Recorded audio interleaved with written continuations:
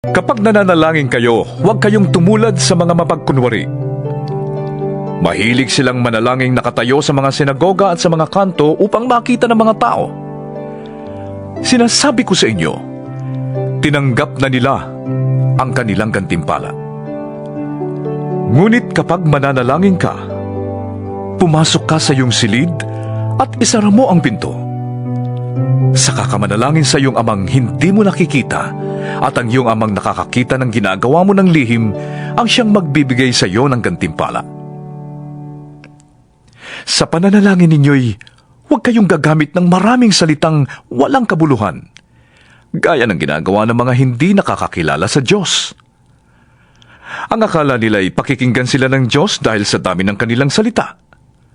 Huwag ninyo silang tutularan. Alam na ng inyong Ama ang inyong kailangan bago pa ninyo ito hingin sa Kanya. Ganito kayo mananalangin: Ama naming nasa langit, sambahin nawa ang pangalan mo. Naway maghari ka sa amin. Sundin nawa ang iyong kalooban dito sa lupa tulad ng sa langit. Bigyan mo kami ngayon ng aming kakainin sa araw-araw. At patawarin mo kami sa aming mga kasalanan, tulad ng pagpapatawad namin sa mga nagkakasala sa amin. At huwag mo kaming hayaang matukso, kundi iligtas mo kami sa masama.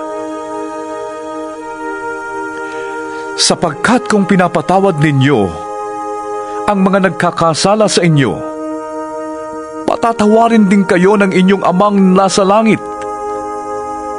Ngunit kung hindi ninyo pinapatawad ang mga nagkakasala sa inyo, hindi rin kayo patatawarin ng inyong Ama